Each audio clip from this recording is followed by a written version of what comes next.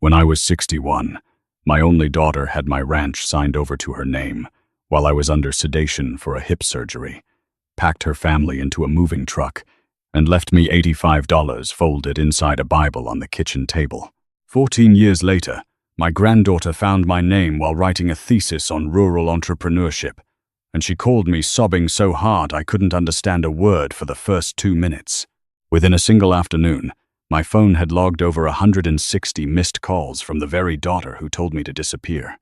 Before I tell you how that day ended, let me know down in the comments where you're tuning in from tonight, and if you've ever had to stand your ground against family who counted you out too early.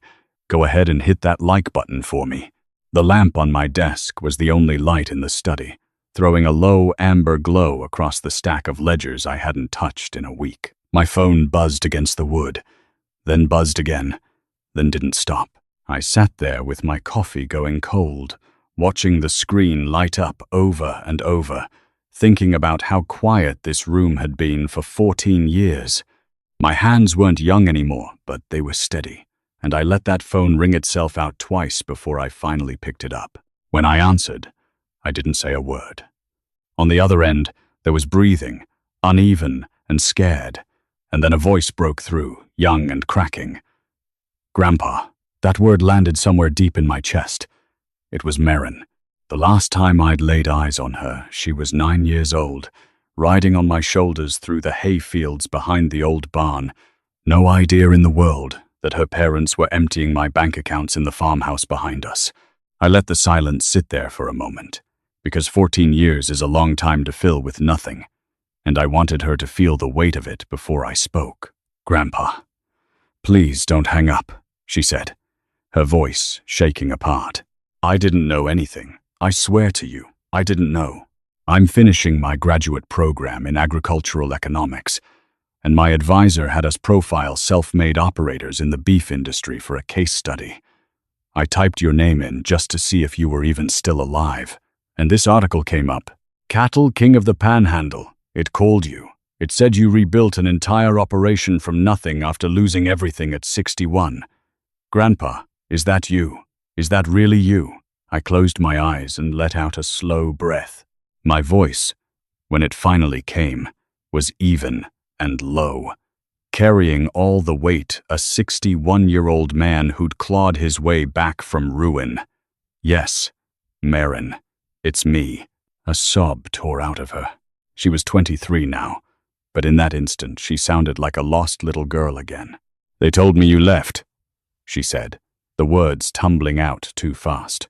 Mom and Dad said you had a breakdown after Grandma died, that you signed everything away because you didn't want the ranch anymore, that you ran off somewhere and didn't want to be found.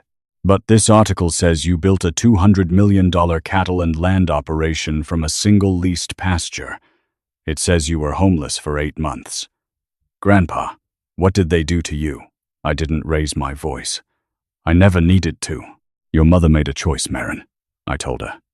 She made a choice to take what I built, and she made a choice to lie to you about why. I didn't run from anything. I survived what she left me in. I could hear her crying, hear the exact moment the truth started dismantling everything she'd been told her whole life. But before she could ask me another question, there was a scuffle on her end, a door slamming, a gasp, a voice barking, "Give me that phone." I heard a woman shouting in the background to put it on speaker, and then the line crackled and a new voice came through. It was Renata, my daughter, the woman who had looked me dead in the eye 14 years ago and told me the sedatives were just precautionary. "Dad," she said, breathless, frantic. "Dad, is that really you? Oh my God, we've been trying to find you for years." My grip tightened on the phone, but my pulse didn't move an inch. I felt no rush of fatherly relief, no ache of reconciliation, only a cold, clear stillness. The daughter who discarded me like an old fence post was suddenly desperate to reconnect, and it had nothing to do with missing her father. "Dad, please say something," she begged, her voice slick with a sweetness I didn't buy for a second. "Marcus and I are in real trouble. The feedlot business is collapsing, and when Marin showed us that article, I couldn't believe my eyes. "You have to tell us where you are. We're family. You have to help us." I listened to her breathing, picturing the panic behind it, and I understood exactly what kind of help she meant. She was waiting for the soft, grieving father she'd left behind to come rushing back and rescue her. That man didn't exist anymore. He'd died the day they handed him $85 and a Bible verse about self-reliance. I pulled the phone from my ear, hovered my thumb over the red icon, and ended the call. The room went silent again. The first move had been hers. The next one would be mine.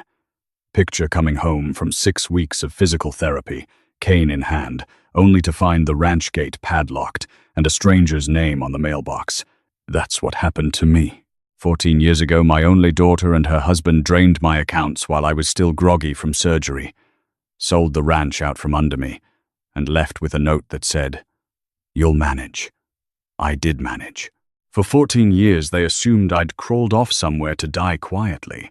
Yesterday, my 23-year-old granddaughter typed my name into a search engine for a school project and found out her grandfather owns half the cattle land in 3 counties. Within an afternoon, my phone had logged over 160 missed calls from the same people who threw me out like spoiled feed. Before I tell you how I handled it, let me know in the comments where you're watching from, and hit subscribe if you believe the truth always finds its way home eventually. 2 days later, the heavy oak door of my ranch office clicked shut behind Marcus, sealing us inside. He didn't bother with pleasantries. He walked straight to my desk and slapped a thick folder down in front of me, the kind of aggressive gesture men make when they're desperate and trying to disguise it as confidence. He was wearing a suit that cost more than most of my ranch hands make in a month, sweat beading at his hairline despite the air conditioning. He needed a loan, $2.4 million to save the feedlot operation. He threw around phrases like temporary cash flow issue and market correction, trying to sound like a man discussing strategy instead of a man drowning. I sat back in my chair, hands folded, and let him talk. I'd learned a long time ago that silence makes desperate men reveal themselves faster than any question could. Renata chimed in beside him, dressed in clothes I recognized from a boutique 3 towns over, clothes that weren't cheap and that I was fairly certain weren't paid for with feedlot profits. She leaned forward, voice dripping with a rehearsed gentleness that curdled fast into accusation. She told me that Maren had suffered without a grandfather in her life, that my sudden disappearance had left a hole in the girl's childhood, that I owed it to my granddaughter to set up a trust fund immediately to make up for lost time. I let that sit in the room for a long moment. These were the same 2 people who'd forged my signature on a power of attorney while I was still under anesthesia. The same 2 who liquidated 40 years of ranch equity and drove off with everything I owned while I was learning to walk again with a cane. Now they wanted to rewrite the story, cast themselves as the wounded party, and bill me for the privilege. I didn't yell. I didn't throw the folder back across the desk. The anger in me wasn't a fire. It was ice, slow and total. I let the silence stretch for 10, maybe 15 seconds, furrowed my brow like I was actually wrestling with guilt, like maybe I was the tired old man they thought they'd cornered. Marcus failed the test almost immediately. Patience was never his strength. He slammed his fist on my desk hard enough to rattle the lamp, his face flushing dark red, and the mask of the respectful son-in-law fell away completely. He told me I was 61 years old with no use for millions. He told me I was sitting alone on a ranch while real families struggled to survive. And then he said the words that sealed everything for me. He told me I owed them for leaving, for abandoning them all those years ago. He genuinely believed that 14 years of my silence meant weakness, that my quiet had been surrender. I looked at his red, furious face, and I didn't see the boy who used to help me mend fences the summer he and Renata got married. I saw a man who'd run out of hosts. I kept my expression blank, locking away the trap I was already building. Before I could answer, the office door burst open so hard it cracked against the wall. Maren stood in the doorway, chest heaving, backpack sliding off her shoulder and hitting the floor. She didn't look at me. Her eyes were locked entirely on her parents. "You lied to me," she said, her voice shaking but climbing louder with every word. "My whole life you told me he abandoned us, that he had some breakdown and ran off. But the article talks about the exact same year we moved into that new house outside of town. You stole from him. You stole everything he had." The air went out of the room. Marcus's face twisted into something ugly and cornered. "Shut your mouth!" he roared, crossing the space between them in 2 strides, hand raised. The slap cracked through the office loud enough to make the windows hum.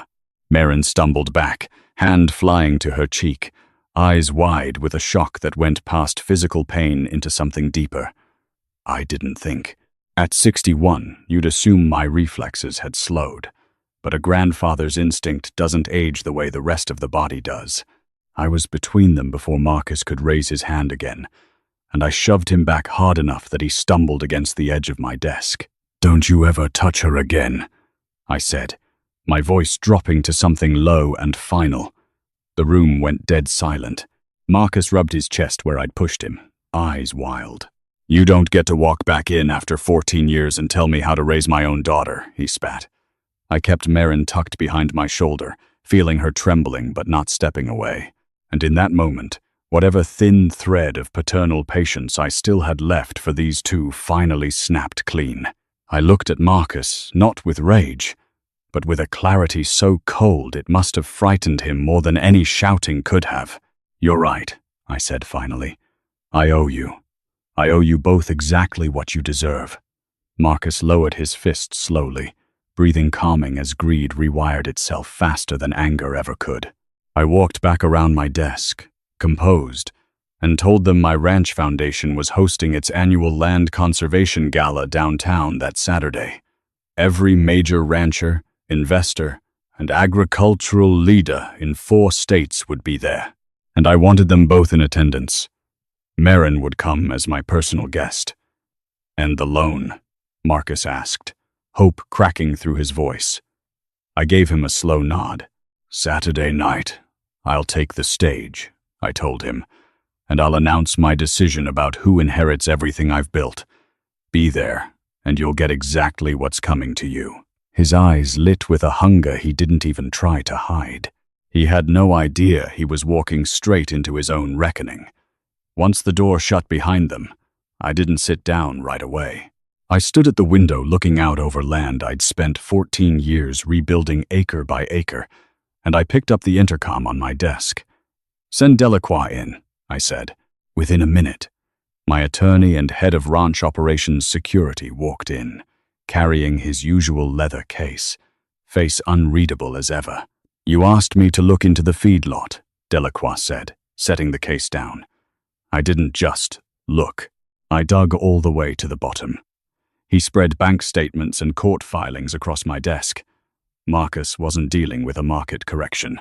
He was drowning in debt he'd created himself, siphoning investor funds from the feedlot's expansion project to bankroll a lifestyle none of it could actually support. Designer trucks, a lake house, private schools he couldn't afford. He'd built a web of fake vendor contracts to cover the gaps, but a group of investors had caught on 2 months earlier and hired a forensic accounting firm. The number that came back was staggering. Marcus had embezzled just under $3 million from his own partners, and the FBI's agricultural fraud division had already opened a case. I let out a slow breath. He'd thrown me out with $85 assuming I'd fade away, and now that he was staring down federal prison, he wanted to use the very man he'd discarded as a human shield. "Should we call it in now?" Delacroix asked. "We have everything we need to end this before he even makes it home." I shook my head. "Let him savor it," I said. "Let him walk in Saturday night thinking he's already won. A man who falls from the bottom step barely feels it. I want him falling from the top." 2 days later, I sat across from Maren in a quiet diner outside of town, watching her turn a coffee mug slowly between her hands, dark circles under her eyes. This wasn't a reunion. This was a briefing. I slid a small flash drive across the table. Everything you need to know about your father's business is on there, I told her. He didn't lose money in a downturn. He stole nearly $3 million from people who trusted him, and he's been under federal investigation for 2 months. He's not looking to reconnect with me, Marin. He's looking for a place to hide. She stared at the drive, like it might bite her. How could they lie to me for this long? She whispered. Lying was the easiest thing your parents ever did, I told her. Then I told her the truth about the day I lost everything. Coming home from surgery still on a cane, finding the locks changed, the house stripped bare, everything I'd built for 40 years gone in the time it took me to heal a hip. I told her about the $85 tucked inside a Bible on the kitchen table, the verse underlined in pen, a message clear enough without needing more words. She broke down right there in the booth, and I let her. I didn't offer comfort, I didn't mean. A surgeon doesn't hesitate before cutting away what's already rotted through, and the infection in this family had been spreading for 14 years. When she'd cried herself quiet, I told her about Saturday night. Her parents would be sitting in the front row expecting a coronation. I told her that right before I took the stage, she needed to walk that flash drive to the service entrance and hand it to a man in a gray suit who'd be waiting there. I gave her the choice plainly. Walk away and stand with the people who built their life on theft, or hand over that drive and stand with the truth. She reached out, closed her fingers around the metal, and nodded once. Saturday night, the ballroom of the Cattlemen's Club downtown was lit up like a jewelry case, chandeliers throwing gold light across 200 of the region's wealthiest ranchers and investors. Renata and Marcus arrived like royalty. Marcus in a suit that fit too well for a man supposedly drowning in debt, Renata dripping in jewelry that lit up under the flashbulbs. I watched from the mezzanine above, hidden in shadow, listening to Marcus tell a reporter downstairs that his father-in-law was getting older, that it was time for family to step up and carry the legacy forward. Every word out of his mouth was another nail he was hammering into his own coffin, and he had no idea. When I finally stepped out onto the stage, the room quieted fast. I found Marcus and Renata pressed right up against the front rope, practically vibrating with anticipation. 14 years ago, I began. I stood in an empty driveway with nothing but a cane and $85 folded inside a Bible. A soft murmur rippled through the crowd. They loved this part of the story, the underdog rising from nothing. I built this operation on survival, I continued, keeping my eyes locked on Marcus. But legacy isn't just about what you build. It's about who you choose to leave it to. Marcus's chest puffed out. He thought his name was coming. Tonight, I announced, effective immediately, 100% of my land holdings, my cattle operations, and my liquid assets are being transferred into a new foundation. I'm calling it the $85 Trust. Marcus blinked. His smile froze. This foundation, I said, is dedicated to protecting elderly ranchers and landowners from exactly the kind of predatory family theft that took everything from me. It will fund legal teams to hunt down and prosecute the sons and daughters who exploit their own aging parents. There are no family heirs to this fortune. Not 1 cent of it will ever touch my bloodline again. The room fell into stunned silence, and then Marcus lost whatever control he had left. He screamed that I was senile, that I had no right to strip his inheritance, and when the crowd turned on him instead of me, he lunged toward the stage in blind fury. I pressed the remote in my pocket, and behind me, the massive screen lit up with a photograph of a faded Bible page and 85 crumpled dollars, the handwriting from the note enlarged for every camera in the room to capture. I told them exactly what those dollars meant, what my daughter and her husband had done to me while I was still recovering from surgery, unable to walk without help. The gasps that followed were deafening. Reporters swung their cameras away from the stage and down onto Marcus and Renata like a pack finding new prey.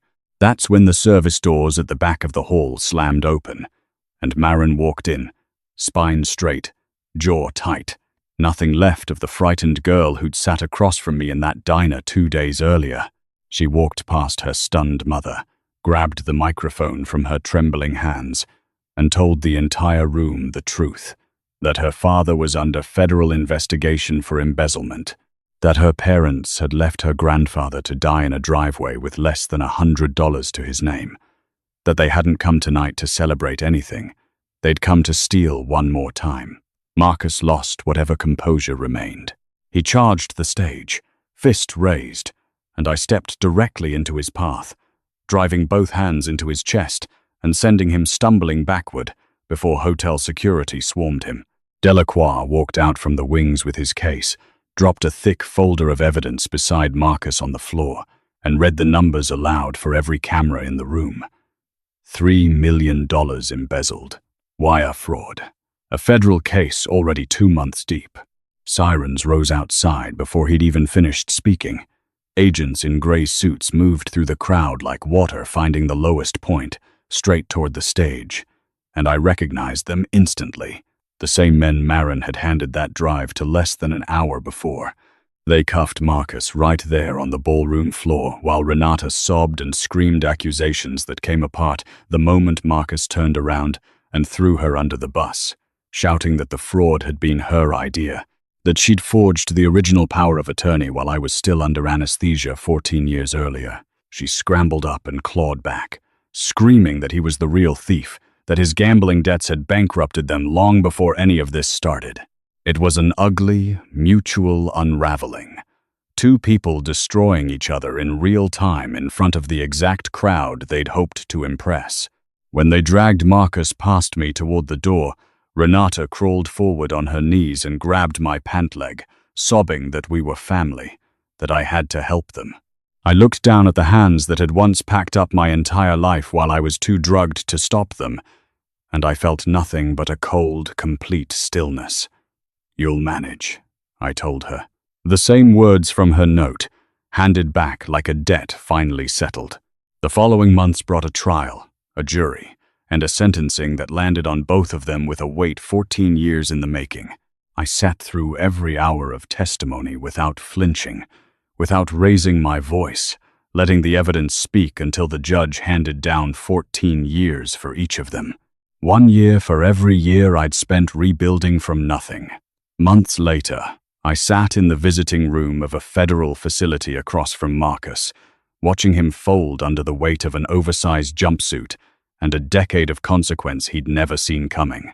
He whispered his apology through the glass, the kind of apology that only exists because a man got caught, not because he understood what he'd done. When he asked me, almost in passing, if I could send anything to his commissary account, I understood the disease in him had never actually left. I didn't argue.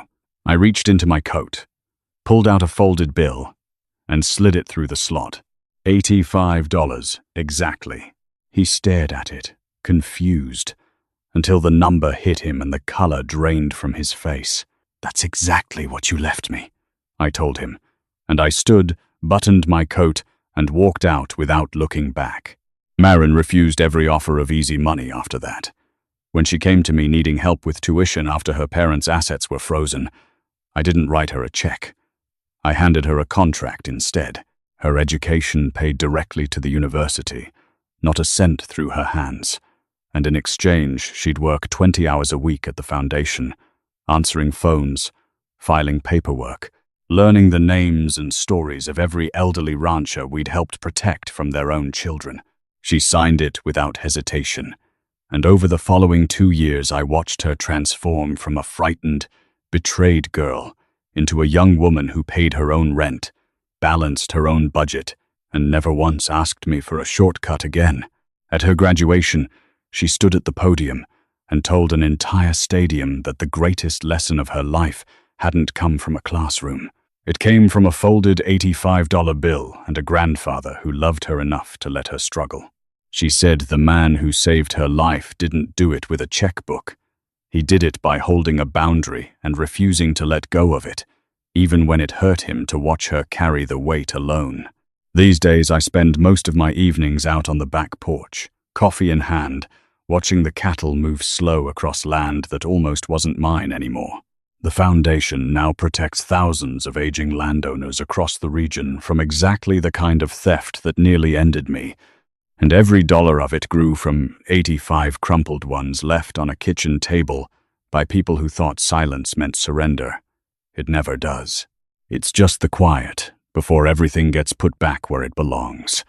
If you believe respect has to be earned and never simply handed over because of blood, tell me down in the comments. Hit that like button, and I'll see you in the next story.